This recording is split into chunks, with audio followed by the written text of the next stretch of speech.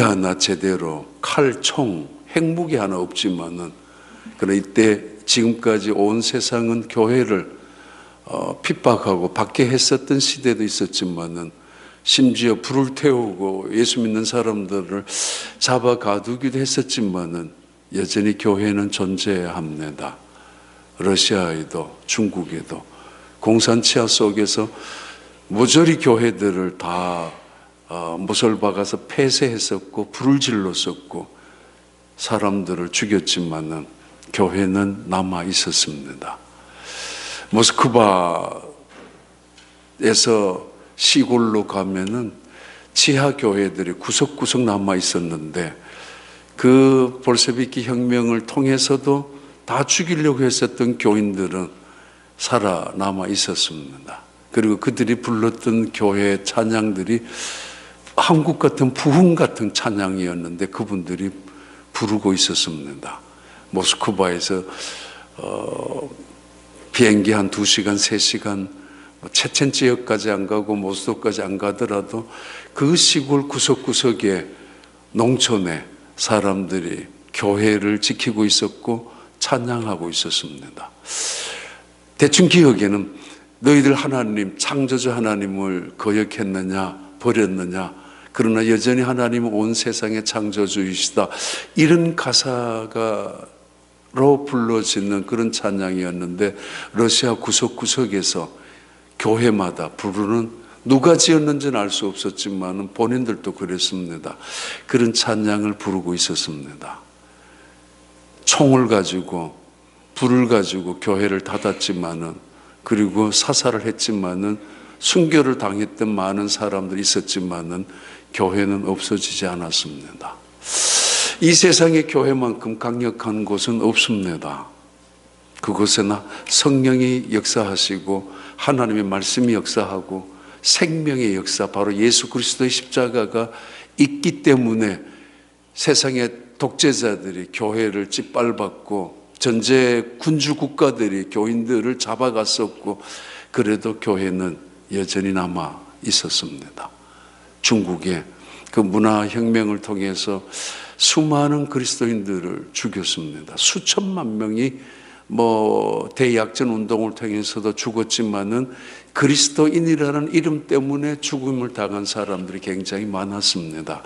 그런데도 중국에는 지금 적어도 1억에 가까운, 지금 엄청난 탄압을 받고 있습니다. 시진핑에 의해서 대부분 한국 선교사님들은 거의 추방을 다 당했고, 지금 남아있는 그리스도인들 1억에 가까운 그리스도인들, 정말 지하 교회에서부터 시작이 되었던 교인들은 오랜 그 중국 문화혁명 속에서도 버티어 있었고, 그 자손들이 지금도 교회를 하고 있습니다. 이 세상에 교회만큼 강한 곳은 없습니다. 예수 그리스도가 그 교회의 생명의 역사가 되기 때문이고, 그리고 이 세상에 어떤 단체도 없는 성령의 역사, 임재하심 있는 곳이 교회이기 때문입니다.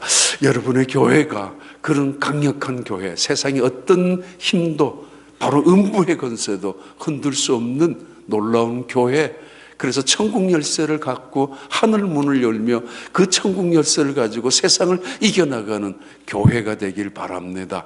건물이 교회가 아니에요. 사람이 교회입니다. 그 사람 숫자가 많다 적다의 문제도 아니라 진실한 그리스도인들, 거듭난 그리스도인들, 하나님을 기쁘게 하는 삶의 목표를 갖고 살아가는 그리스도인들이라면 그 교회는 누구도 짓밟을 수가 없습니다. 그런 교회, 그런 영광스러운 교회, 모이는 교회만이 아니라 밖에 나가는 여러분들이 스스로가 교회가 되는 축복의 사람들이 되길 바랍니다.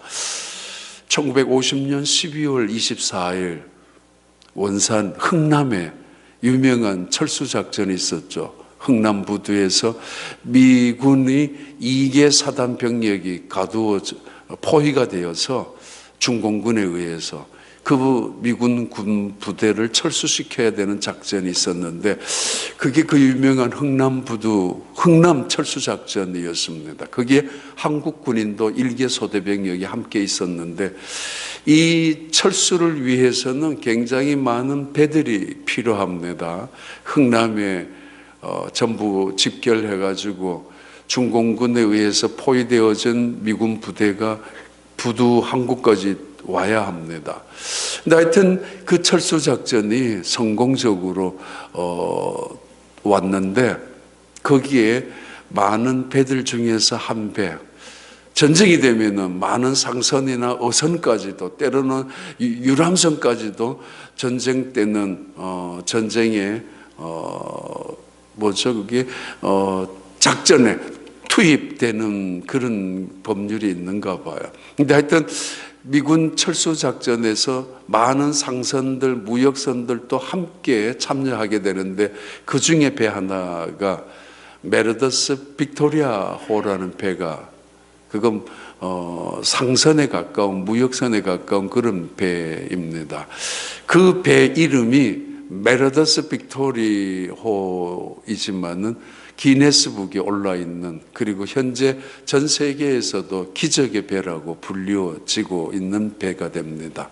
The Miracle Ship이라는 배. 그 이유는 60명의 정원이 타는 배인데 이미 그 배 안에는 선원들이 47명이 있었습니다. 근데 그 배를 흥남까지 타고 왔는데 그 배가 미군들을 한두 명이라도 더 태우기 위하여 참여한 많은 배들 중에 한 배였습니다.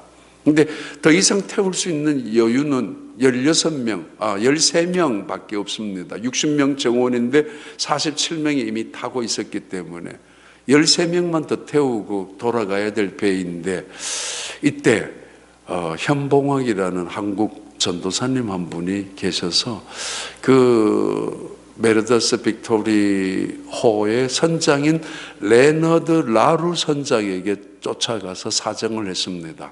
왜냐하면은 흥남부두에는 피난길에 미군 부대와 함께 남한으로 넘어오려고 모여있는 사람들이 수만 명이 아직까지 남아 있었기 때문입니다.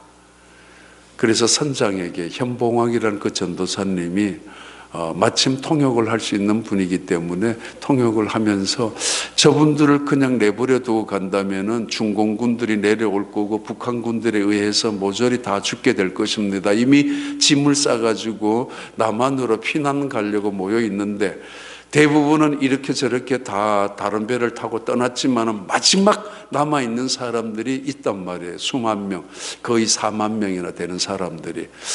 그 사정을 들은 라루 선장이 결단을 하죠. 그러면은 저분들 태우자고. 그리고 그때 있는 그 배에 있는 모든 기구들을 다 버리고 엔진만 남겨두고 사람들을 태우기 시작합니다. 4만 명이 탔습니다. 그래서 그 배 이름을 기적의 배라고 지금도 전 세계에 남아있는 기네스북에 기록되어져 있습니다. 라루 선장의 결단에 의해서 그리고 갑판장이었던 로버트 로이라는 갑판장도 동의를 해서 사람들을 꾸역꾸역 태웠는데 4만 명을 태워서 24일 날 흥남에서 마지막 그 배가 출발하고 부산에서는 거절을 했죠. 못 받겠다고. 거제도로 옮겨가서 내렸는데 그 배에 탔던 사람들, 라루 선장이나 갑판장이었던 로이 선장도 갑판장도 같이 이야기하죠. 우리가 건너오게 된 거 4만 명이나 되는 사람들, 이거 상상도 못할 정도죠. 기적이. 누군가가 자기들의 배를 손바닥 위에 올려놓고 고스란히 바다 위에서 우리를 옮겨 놓았다고, 거제도까지. 그 누군가가 하나님이셨다라고. 나중에 이 선장이었던 라루 선장은 수도원에 들어가서 영성학자가 되고, 로이 갑판장은 변호사가 되어서 약한 자들을 변호하는 변호사가 됩니다. 그 이야기가 얼마 전에 나온 영화 국제시장이라는 영화의 첫 번째 나오는 장면입니다. 국제시장이라는 영화 보면은 흥남에서 그 수만 명이 배를 타다가 떨어지는 사람도 있는데, 그래서 가족이 헤어지기도 하지만 그 배를 타고 흥남 거제도까지 내려왔던 이야기로 국제선의 영화가 시작이 되었습니다. 저는 그 이야기를 어느 정도 봤기 때문에 그 영화를 보면서 아, 이런 것이구나라고 느낀 적이 있습니다. 기적. 교회는 그런 기적보다가 더 놀라운 기적을 일으키는 곳이 교회입니다. 노아의 홍수의 심판의 배, 구원의 배, 온 세상이 물바다가 되었던 그때 노아의 가족들만 하나님은 건지셨던 그 기적 같은 배. 우리 2017년에 우리 목사님 그때 계셨잖아요. 허리케인이 우리 2017년 휴스턴에 있었습니다. 우리가 사는 동네도 물바다가 되어서 배를 타고, 배가 아니고 보트를 타고 다녔습니다. 왜냐, 비가 그렇게 올 줄도 몰랐어요. 천둥도 안 쳤고 뭐 이상한 소리도 안 났는데 토요일 날 밤에 자고 나서 아침에 교회 가려고 보니까 비가 소복이 그냥 샤워기처럼 그냥 비만 내렸습니다. 그래서 듣지도 못했죠.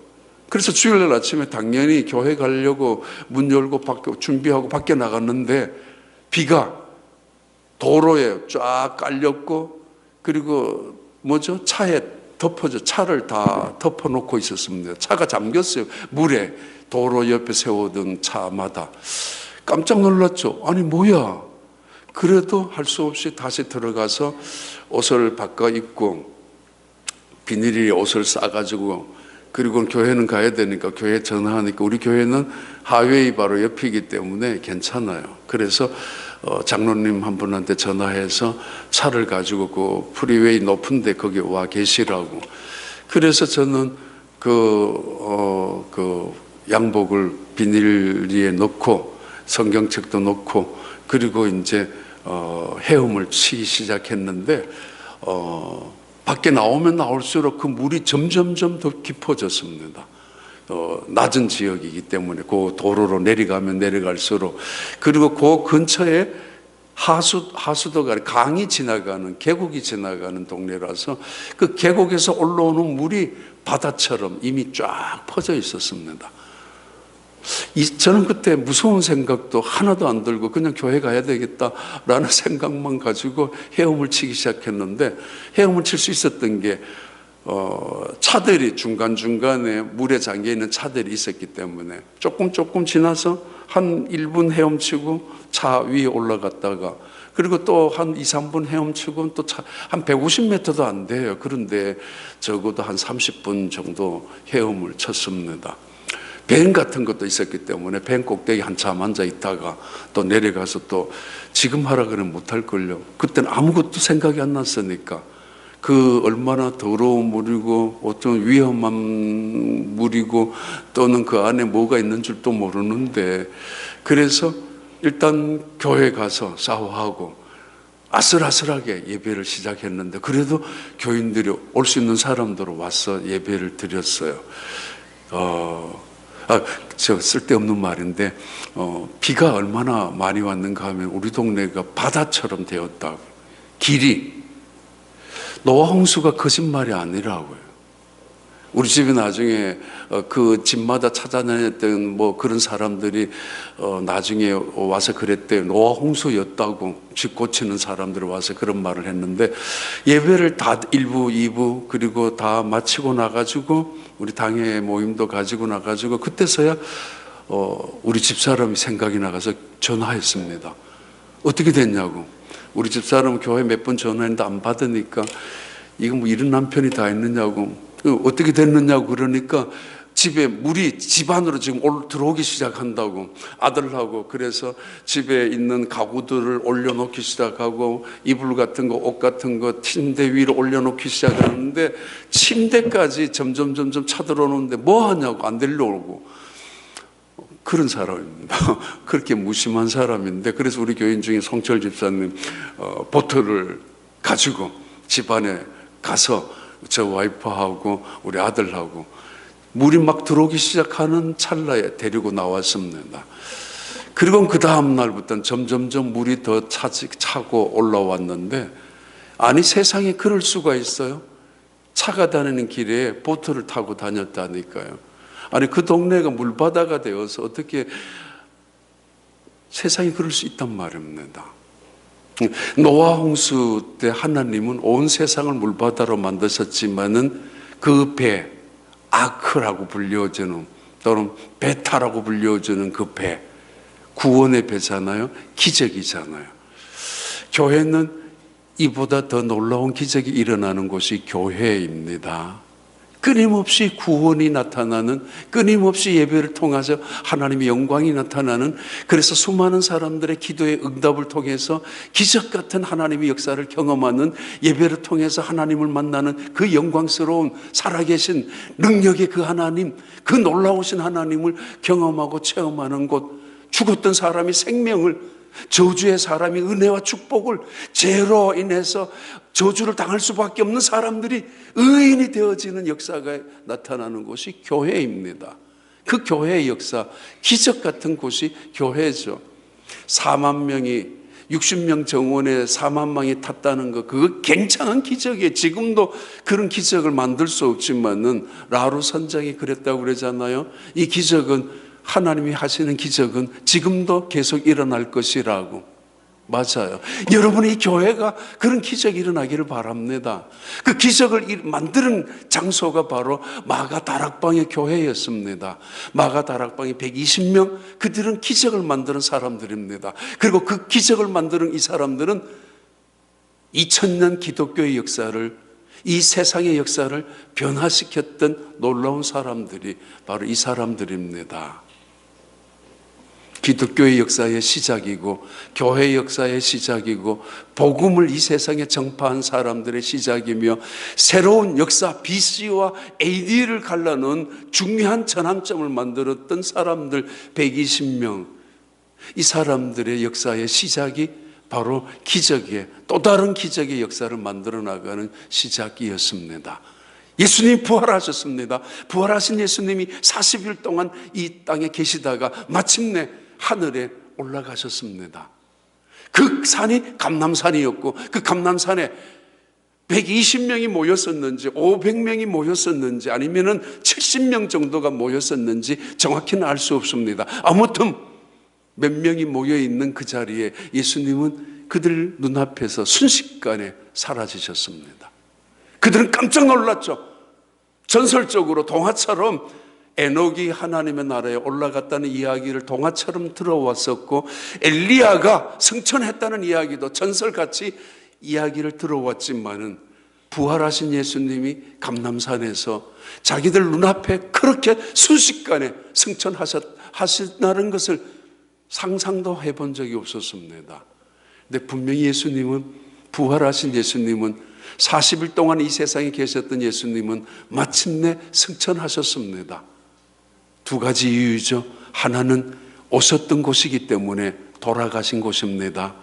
그분은 분명히 오신 곳이 있었다는 사실이죠. 증거하죠. 그리고 가실 곳이 있다라는 것을 분명히 보여주죠. 하나님의 보좌 옆에 그 자리로 돌아가신 분입니다. 그리고 우리를 향하여 증언하고 우리를 향하여 선언하시고 계십니다. 봐라, 너희들도 있을 곳이, 돌아갈 곳이 있다라고.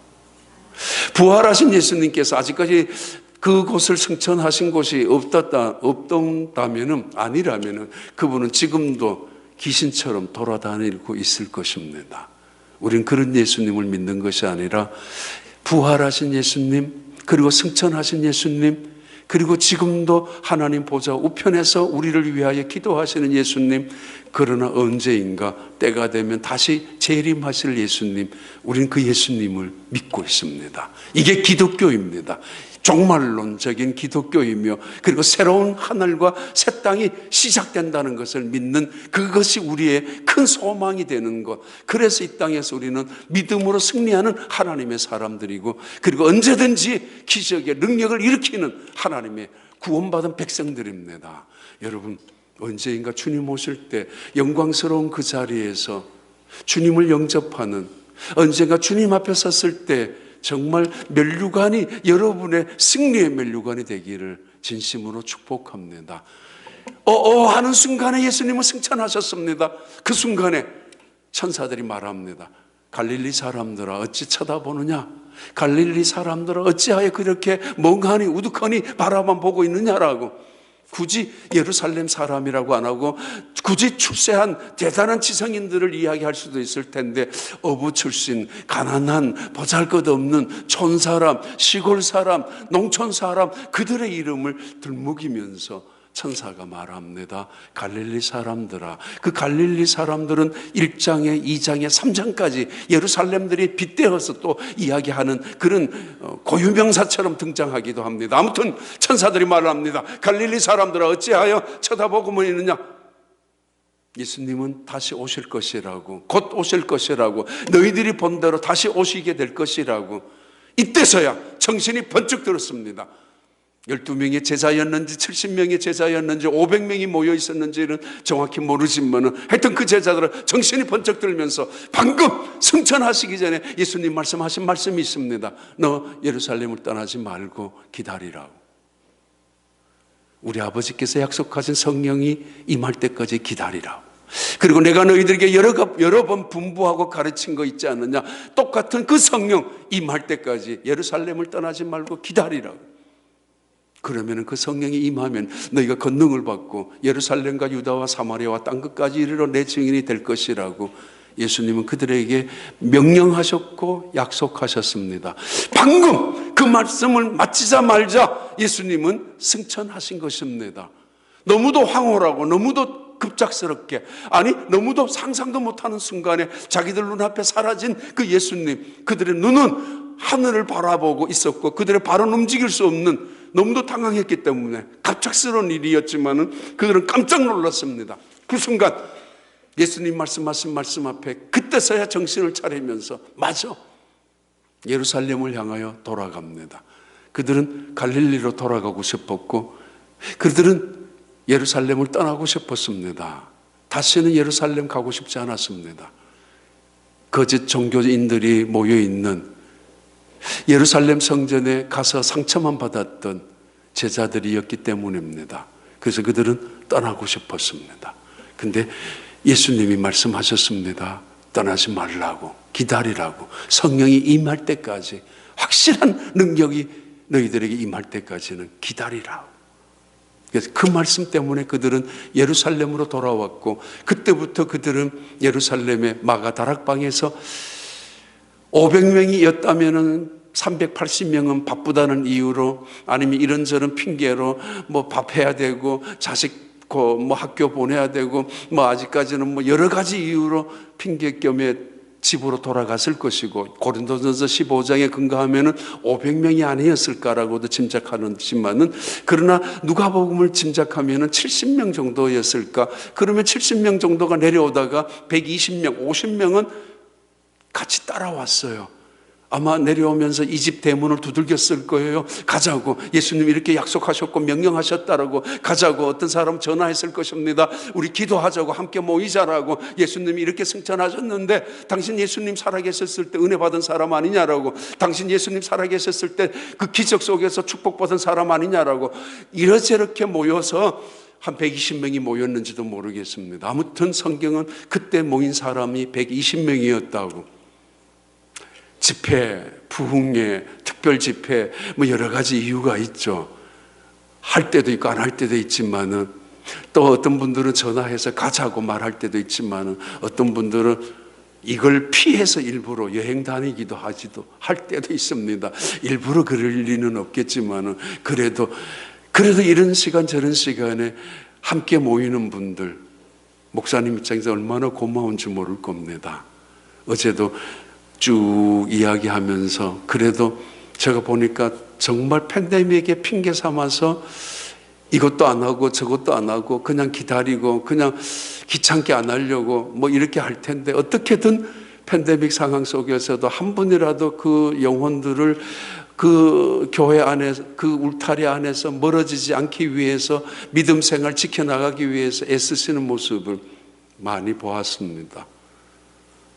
하나님 말씀 새벽마다 보낸다거나 또는 여러분들을 위해서 특별 새벽 기도를 한다거나 아니면 특별 어떤 프로그램을 만들어서 어떻든 간에 하나님의 그 울타리 안에서, 믿음의 안에서, 그 울타리라는 표현이 조금 그렇습니다만 어떤 믿음의 자리를 너무 멀리 가면 안 되잖아요. 또 너무 오랜 시간 멈춰도 안 되잖아요. 우리가 멈춤의 시간이 때로는 침체나 때로는 부패하는, 때로는 고인물이 썩을 수도 있는 시간이지만은 때로는 멈춤의 시간이 축복의 시간이 될 수도 있거든요.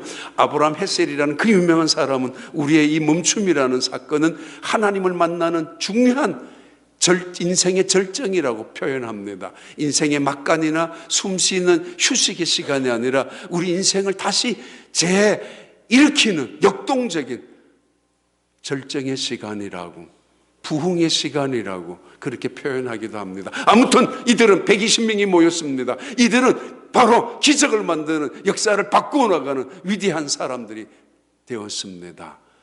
몇 가지 이유가 있었습니다. 이들은 기적을 만드는 첫 번째 이유는 그들은 믿음을 갖고 있는 사람들이었고 그 믿음의 결과는 순종하는 사람들이었습니다. 예수님 말씀하셨습니다. 예루살렘을 떠나지 말라라고. 순종합니다. 너희들은 몇 날이 못되어 성령을 받을 것이라고 그 말씀을 믿음으로 받아들입니다. 사실은 지금까지 성령을 체험한 적이 한 번도 없었습니다. 제사장에게, 선지자들에게, 왕이 될 사람에게 그냥 기름을 머리에 한번 발라준 것뿐이었습니다. 그것이 성령의 상징이었고 성령의 임재로 기름이었습니다. 그러나 평신도들이 그리고 함께 단체적으로 성령의 그 역사를 경험한 적은 역사 속에서, 구약 속에서 한 번도 없었습니다. 그런데 이미 요엘서에서 예언하지 않았습니까? 너희들이 분명히 언제인가는 성령을 선물로 받게 될 것이라고. 노인들은 성령을 통하여 꿈을 꿀 것이며 젊은이들은 성령을 통하여 예언을 말하게 될 것이며 그날에는 성령을 통하여 온 땅이 새로워지게 될 것이라고. 하나님은 이미 요엘을 통하여 600년, 700년 전에 예언하셨던 예언이지만은 그러나 이 사람들은 그 말씀을 잊어버리고 기대하지 않았습니다. 한 번도 그런 적이 없었기 때문입니다. 근데 예수님이 약속하셨습니다. 기다리라고. 그러면 몇 날이 못되어 너희들이 성령을 선물로 받을 것이며 그 성령이 임재하면 너희들은 능력을 받을 것이며 능력을 받게 될 것이며 세상을 변화시키는 기적 같은 하나님의 사람이 될 것이라고.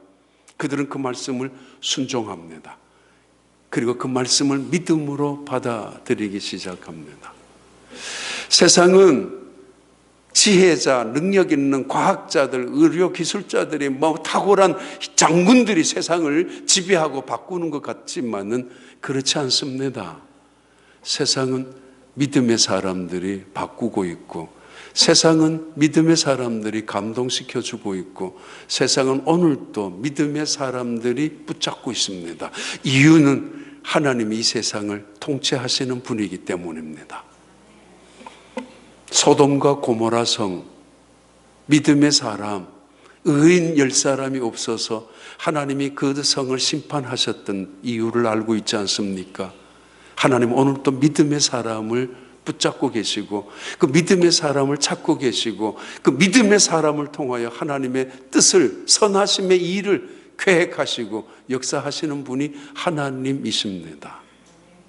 믿음. 많은 것이 부족하더라도 믿음만 있다면, 모든 것이 내게 능력이 사실 없다 할지라도 믿음 하나만 제대로 있다면 그 믿음, 하나님의 말씀을 의뢰하고 신뢰하고 하나님의 말씀 앞에 순종하는 그 믿음 말입니다. 그 믿음만 있어도 우리는 이 세상에서 하나님의 일을 감당할 수 있는 사람들이 되고 하나님의 그 지혜, 하나님의 크기, 하나님의 능력, 그 하나님의 영광을 드러내게 하는, 하나님의 기쁨이 되게 하는 기적을 일으키는 하나님의 사람이 될 줄로 믿습니다.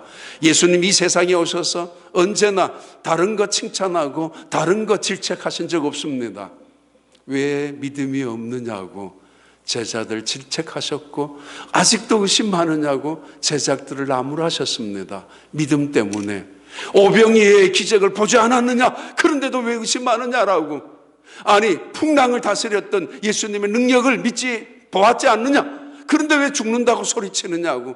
예수님은 물리를 걸어오셔서 그들을 건져주셨고, 예수님은 그 바람을 꾸짖으셔서 평온하게 해주셨던 그 예수님이셨습니다. 그런데 어찌하여 떡이 없다고 걱정하고, 어찌하여 바람 없다고 분다고 걱정하고 있느냐라고. 예수님이 이렇게 칭찬하셨습니다. 이스라엘 민족을 내가 구원하기 위하여 왔는 거, 너희들 이방인 민족을 위해서 나는 오지 않았다고. 아닙니다. 나는 이방인인 여자이지만은 주인에게 있는 상에 있는 떡을 밑에 있는 강아지에게도 던져주지 않겠습니까? 예수님의 그 단호한 말씀, 매정한 말씀, 그 냉혹한 말씀이죠. 나는 이스라엘 민족을 구원하러 왔지 이방인 민족엔 관심 없다고. 주인이 먹는 상에 먹는 그 떡을 상 아래에 있는 개에게 주는 것은 마땅치 않다라고. 그의 여인이 가나안 여인이 수로보니게 여인입니다. 그가 매달리죠. 올소이다, 올소이다. 그러나 강아지도 개도 주인에게 있는 자녀의 상에 있는 떡 부스러기라도 먹지 않겠습니까? 부스러기라도 좋습니다. 그 취급을 당해요. 모욕적인 언어를 당해요. 교회 가서 상처받았다고 죽어도 교회 안 가려고 하죠. 교회 가서 실망했다고 다시는 교회라는 교차 이름도 대지 말라고 하죠. 그리스도인들에게 쏘갔다고 다시는 예수 믿는 예수자도 꺼내지 말라라고. 그런 평생 불행한 사람은 그 사람입니다. 우린 그렇게 스스로 자기 변명하며 나의 그 축복받는 길을 찢어버려서는 안 되는 어리석음, 그것 갖고 살아서는 안 됩니다. 마치 그걸 소신인 양, 자기 줏대인 양 고집 부리며 사는 거 아닙니다. 인생은 참 끝없이 어리석어요. 끝까지 어리석고 미련하기 짝이 없습니다. 아닌 줄 알면서도, 그래서 때로는 그 악함 때문에, 고집스러움 때문에 망하는 거죠. 근데 하나님은 끊임없이 우리에게 일하세요. 선하심으로 일하시고 끝까지 일하시고. 근데 꼭 기억하세요. 악한 사탄도 끝까지 일하는, 마귀도 끝까지 일하는 존재입니다. 우리를 믿음의 자리에서, 우리를 유혹의 자리로 끌어내리기 위해서.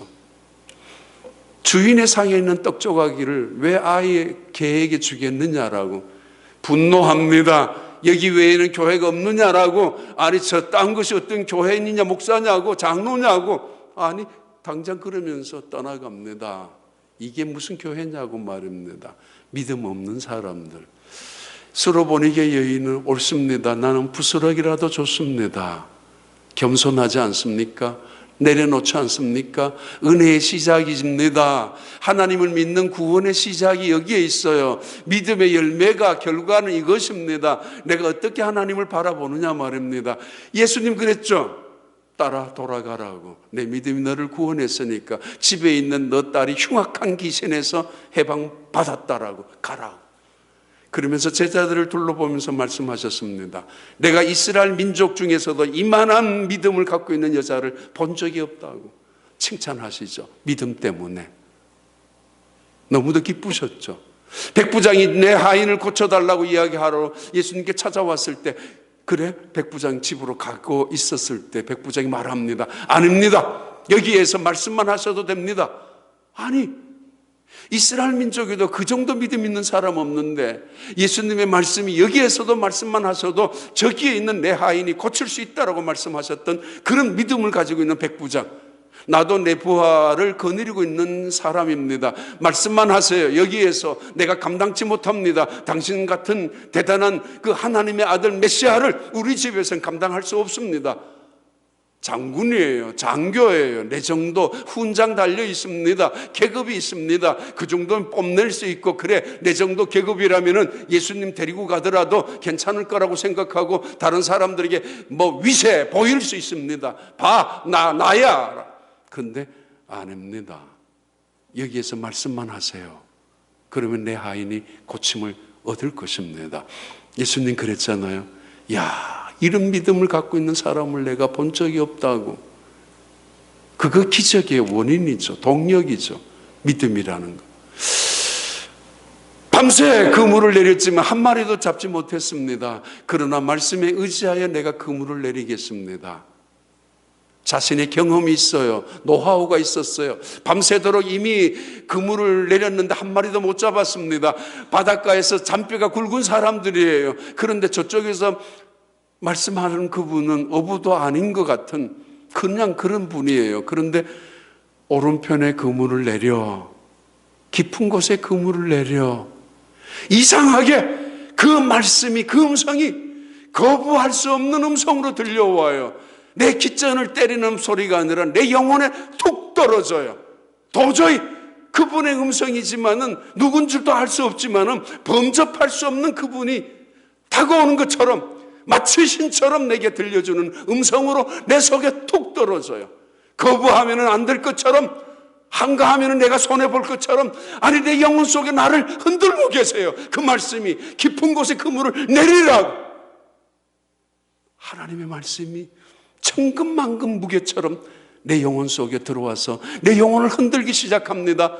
요동칩니다. 때로는 그 말씀이 내 속에서 역사하면서 관절과 골수와 내 모든 육체까지, 내 영을 쪼개기까지 하는, 때로는 내 마음속의 어둠을 몰아내고 내 아픔을 치료하며 병든 육신을 회복시켜 나가는 하나님의 말씀으로 역사하기 시작할 때가 있죠. 내가 말씀을 믿음으로 받아들이기만 한다면, 그 말씀을 내가 순종하는 마음으로 하나님 감사합니다, 그 말씀대로 내가 살겠습니다라고 고백하고 결단하기만 한다면 그 말씀 내 속에서 역사하기 시작합니다. 그래서 거부하지 않죠, 조롱하지 않죠, 비난하지 않죠. 팔짱을 끼면서 그래 너나 그렇게 살으라고, 한번 살아보라고 너나 하지 않죠. 아, 이 말씀은 내게 주시는 말씀이야. 그래 맞아, 내가 붙잡아야지. 그래서 순종하는 것입니다. 깊은 곳에 그물을 내렸어요, 건져 올립니다. 오른편에 그물을 내렸어요, 다시 건져 올립니다. 하나님의 책임이에요. 실패하든 성공하든 말입니다. 기적은 믿음에서 출발합니다. 기적은 순종에서 출발합니다. 그리고 그 열매가 순종에서 이루어지는 것입니다. 120명, 그들은 예수님의 말씀을 믿음으로 받아들였고 예수님의 약속을 믿음으로 순종하면서 그 자리에 120명이 모여 있습니다. 그리고 이들은 사랑의 사람이고 용서하는 사람입니다. 기적을 만들어 나가는 배, 메르더스 빅토리아라는 이 배에 4만 명이 도대체 어떻게 살아, 아니 그게 이틀 정도로 1950년 12월 26일 크리스마스 막 직전 이후에 거제도에 도착했지만은 아이가 4명이 더 태어났어요. 배 안에, 가는 배 안에서 4만 명이 상상도 못합니다. 어떻게 탈 수 있냐고요. 그런데 그 사람들 밀리고 그리고 냄새나고 또 그러는 순간에 서로가 한 사람이라도 더 빠지면 좋을 수도 있고 한 사람이라도 아니면 바다에 떨어져도 괜찮잖아, 나만 살아도 되잖아요. 그런데 그들은 서로 붙잡아 주기 시작했었다고 그러죠. 서로가 안아주었다고 그랬죠. 아이를 놓는 산모에게 자리를 만들어 주었다고 그러죠. 얼마나 불편했을 텐데. 그런데 그렇게 하나가 되었습니다. 하나님이 그들에게 기적을 주기 전에 이미 그들은 마음이 하나가 되었고 몸이 하나가 되었고 그들이 모두가 같이 살자라는 마음으로 배를 타고 내려왔다는 이야기죠. 기적의 시작, 믿음이고 또 하나 기적의 시작은 사랑입니다. 120명, 적어도 열흘 동안 마가다락방에 있었습니다. 그거 쉽지 않아요. 낯선 사람들 자기 집에 이틀만 와 있어봐요. 불편하잖아요. 서로가 친척이라 하더라도 때로는 자식이 와 있어도 오랫동안 함께 있는 게 불편한가 봐요. 때로는 서로가 익숙해져 있는 게. 그런데 남 모르는 사람들 믿음 안에 같이 있었다 할지라도 120명이 적어도 며칠을 더 기다려야 될지 알 수 없는 그 시간, 좁은 공간에 함께 있는 거, 서로 이해 없으면 불가능하고 서로 용서하지 않으면은 불편하기 짝이 없는, 때로는 지옥 같습니다. 우리는 싸울 줄도 모르고 싸워요. 왜 싸우는지도 모르고 싸워요. 내 생각이 맞으니까 싸워야 되고, 내 기분이 뒤틀렸으니까 싸워야 되고, 그래서 내 안 알아주니까 한번 큰 소리 치는 거고, 이 그리스도인들의 어리석음과 미련함입니다. 싸울 줄도 모르고 싸우는 사람들. 우리는 혈과 육에 대한 싸움이 아니고 공중 권세 잡은 자들과 싸워야 하고, 우리가 싸워야 되는 건 이웃과 싸워야 되는 게 아니에요. 마귀와 적과 싸워야 되는데 우리의 원수는 교회 밖에 있단 말이에요. 어리석은 사람들, 난 집에 가면 왕이라고 자기 아내 이긴다고 큰 소리 치는 사람, 그 집은 지옥입니다. 아내를 이기고 살아가는 남편이라면, 아니 우리 집은 내 자식 내 말 한마디면 꼼짝도 못한다라고 그 자식들 밖에 나가면 바보처럼 살아가고 기죽고 살아가고, 때로는 이 세상에 나가서 분노하고 살아갑니다. 서로 져주는 것이 교회이고, 서로 받아주는 것이 교회이고, 그곳을 가정이라고 하고, 그래서 천국이라고 하지 않습니까? 120명 그들 중에는 베드로도 있었고 야고보도 있고 요한도 있습니다. 정말 예수님 돌아가시기 직전에 십자가에 전부 도망갔던 사람들, 큰 소리 쳤던 사람들이만 전부 형편없는 사람들 뿐이에요. 그 제자라고 예수님 잘 나갈 때는 앞에 서로 섰었지만 예수님 십자가에 달려 돌아가실 때는 전부 살려고 꽁문을 뺐던 인간들이란 말이에요. 100명 정도로 되는 사람들이 제자들 앞에 한 사람 한 사람 세워서 인민재판하듯이 저 사람 뭐 잘났다 여기 왔느냐라고, 아니 베드로 이미 소문이 다 났습니다. 예수님 뒤에서 예수님 모른다라고 저주하고 맹세했던 이야기 온 동네 소문이 다 났었어요. 그 베드로 말이에요. 아니 그 얼마 전에는 예수님 돌아가시기 직전에는 내가 당신을 지키겠다고, 남들은 다 떠난다 할지라도 적어도 나는 당신을 버리지 않겠다라고 장담했었던 베드로란 말이에요. 한 사람 일어서가지고 베드로 당신 무슨 번지로 무슨 염치로 여기 왔느냐라고, 저게 무슨 제자냐고 무슨 장로냐라고 한마디 할 수 있죠. 아니 우리가 용서는 하더라도 하나 점검하자라고, 잘못한 것이 무엇인지, 오늘의 이 사건이 왜 일어났는지 한번 회의로 그 기록이라도 남겨두자라고 할 수가 있죠. 근데 아무도 그러지 않았습니다. 예수님의 어머니, 나는 기득권이고 특권층이기 때문에 제자들 한 번쯤 나무라고, 너희들 어떻게 남자가 그 모양이냐고, 내 아들을 왜 그렇게 모른 척 했느냐고. 그리고 그 자리에서 그 베드로, 아니 그 예수님의 어머니 마리아가 특권층의 자리에, 기득권의 자리에, 나는 이 교회에서 나는 이런 사람이야 라는 것으로 자리만을 차지하고 고집했다면 불편했을 겁니다. 어색할 겁니다. 분위기도 뭐야 여기도 뭐 여전히 자리가 다 자리 싸움해? 그러면서 교인들은 싸울 줄도 모르지만 더더구나 화해할 줄은 더 몰라요. 왜 화해하지 못해요? 예수님이 말씀하셨습니다. 예배를 드리다가 형제와 불화한 것이 생각나거든 예물을 두고 쫓아가서 손을 잡고 화해하라. 우리는 주목을 잘 집니다. 열심히 살자, 다시 하자, 주목을 잡고 일어서기도 합니다. 그리고 세상을 향하여 담대합니다. 불끈 잡고 말이에요. 그런데 이 주목을 잡고 사는 난 다른 사람을 세워줄 수 없습니다. 위로할 수도 없어요. 손을 펴야 돼요. 그래야 등을 두들겨 주기도 하고 쓰러져 있는 다른 사람의 손을 잡을 수도 있어요. 너무 주목 자주 잡고 난 누구한테도 지지 않아, 그렇게 살아서는 안 될 것입니다. 손을 펴야 돼요. 살아가는 내 손도 펴고, 그래야 다른 사람 내면은 손도 잡는.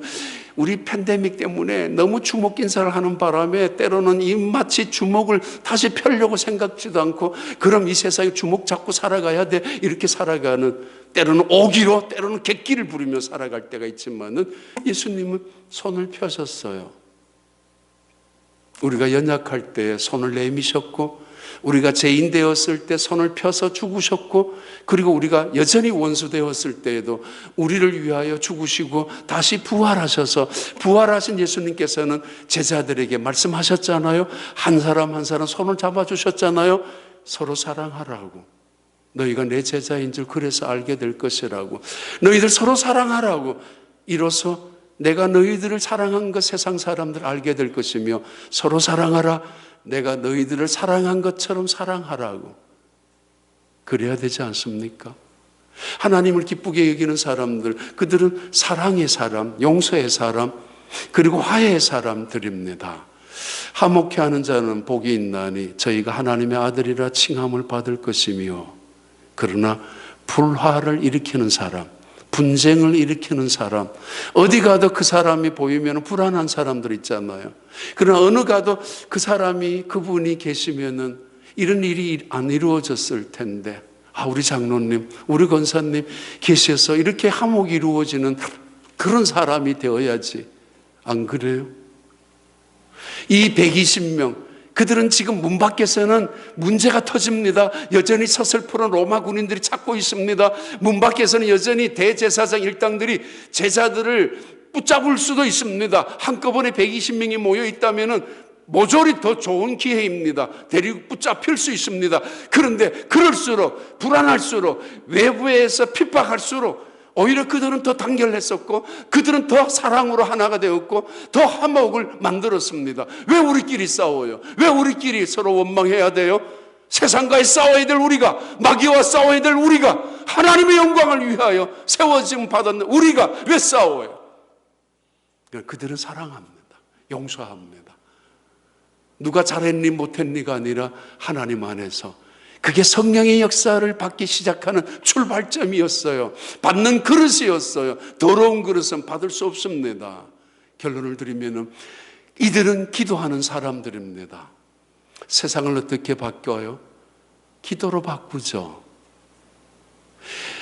1940년 5월 12일 2차 대전이 거의 종료될 때에 기적 하나가 있었습니다. 또 다른 기적이죠.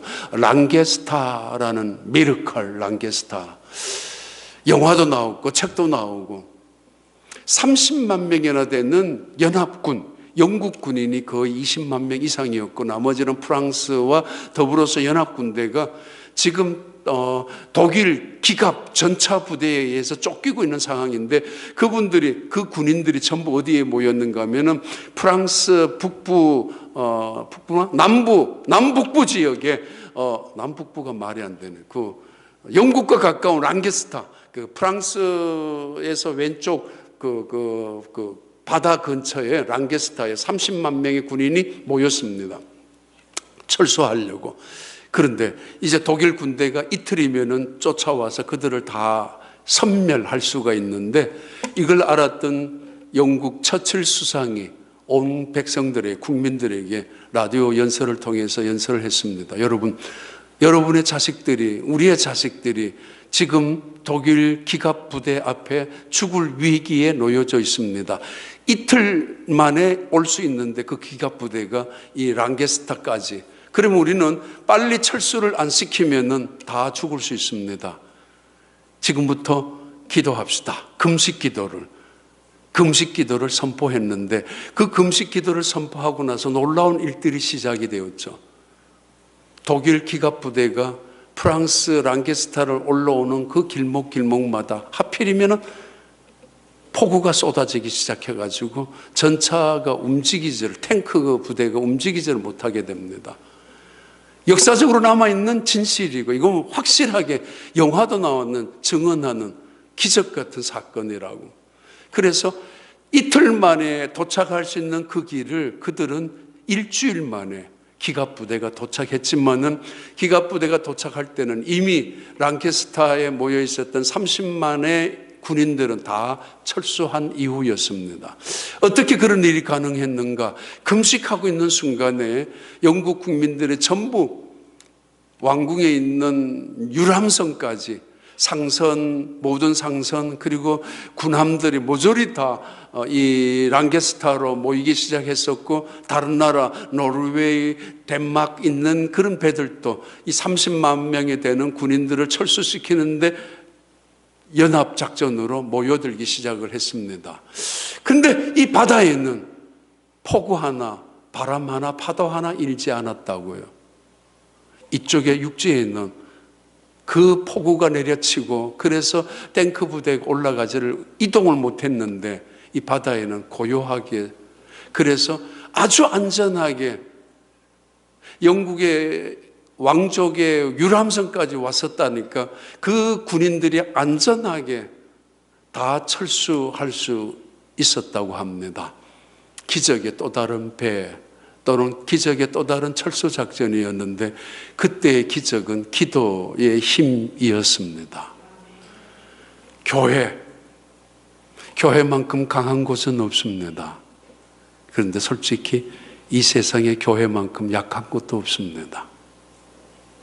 어린아이 지나가다 말 한마디 인사 안 한다고 상처받을 수 있는 곳, 내 기분이 틀렸다라고 분노하는 곳, 그래서 교회를 쑥대밭으로 만들 수 있는 곳, 이 세상에 교회만큼 약한 곳이 어디 있습니까?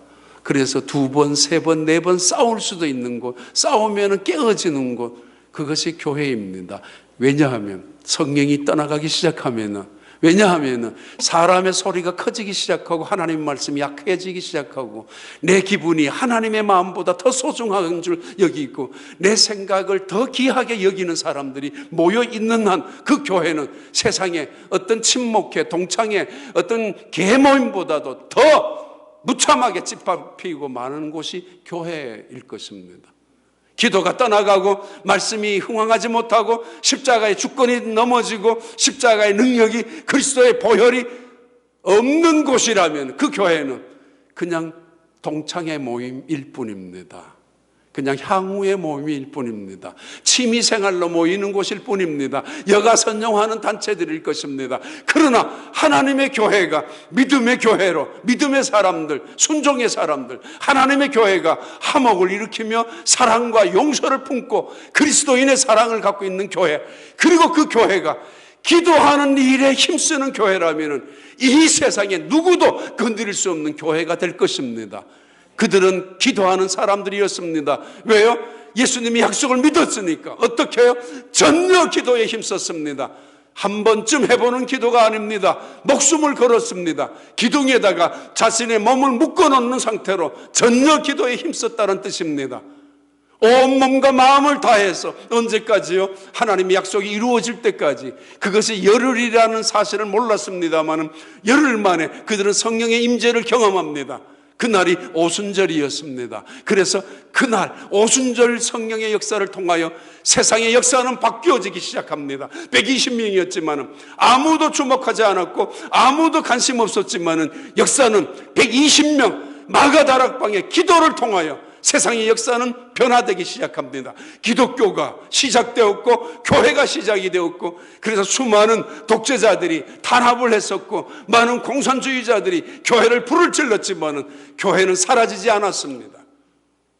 러시아도 가보았고 중국도 여러 번 가보았지만 여전히 그 땅에는 기독교인들이 남아 있었고 지금도 그들은 하나님을 찬양하는 교회로 그 공산주의의 대단한 권력들이 교회를 문을 닫지 못하게 하고 있었습니다. 그들은 하나님, 살아계신 하나님을 믿고 있었기 때문입니다.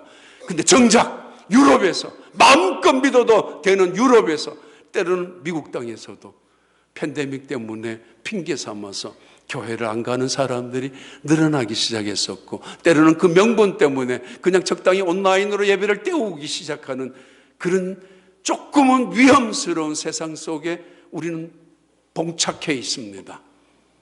여러분 교회는 보니까 거의 다 팬데믹 상황에서 그만큼 기도하셨고 그만큼 열심으로 여러분 케어하셨으니까 한 분 한 분 하나하나 보니까 얼마나 귀하게 그렇게 못합니다. 다른 지역에서 더더구나 시골에서 해봐야 뭐해 더군다나 1.5세로서 적당히 있다가 알아서 뭐 있다가 가면 그만일 텐데 아니에요. 보니까 목숨을 걸고 정말 진정으로 사랑하는 마음으로 여러분 한 사람 한 사람 케어하고 있어요. 그러면서 기도하는 마음으로 이들은 기도했습니다. 열흘 동안 만에 결국 기도하면서 성령이 임재합니다. 방언이 나옵니다. 그리고 하나님의 능력이 임재합니다. 바람처럼 불같은 성령의 역사를 통하여 그들은 세상을 바꾸는 기적을 만들었던 하나님의 사람들이었습니다. 여러분 이 귀한 교회 메르더스 빅토리아호가 아니라 랑기스타 작전에서 나타난 기적이 아니라 또 다른 기적, 날마다 변화되는, 날마다 거듭나는, 날마다 구원의 역사가 나타나는, 그래서 세상이 이 교회에 오고 싶어하고 많은 사람들이 가고 싶어하는 이 교회, 여기서 예배를 드릴 때마다 살아계신 하나님을 체험하며 기도할 때마다 천국 문이 열려서 응답받는 찬양할 때마다 천군 천사의 영광스러운 화답을 체험하는 하나님의 역사하는 그 교회가 되시기를, 그래서 세상을 향해 또 다른 기적을 증언하고 선포하는 온 성도들이 다 되시기를 진심으로 축원하고 축복합니다. 하나님 감사합니다. 이른 새벽에 나와서 기도하는 자리, 엎드려 기도할 때 하나님의 손으로 저들을 두들겨 주시고 만져주시고 성령의 뜨거운 역사들이 임재하셔서 가슴판에 다시 한번 주님을 향하는 사모함으로 채워지며 기도의 열정으로 다시 한번 붙잡힌 바 되어 또 다른 기적을, 구원의 역사를, 복음의 선포를 이 세상을 향하여 증언해 나가는 우리의 후손들에게 이 자랑스러운 교회를 물려줄 수 있는 믿음의 사람들이 될 수 있게 축복하여 주시옵소서. 예수님 이름으로 기도하옵나이다.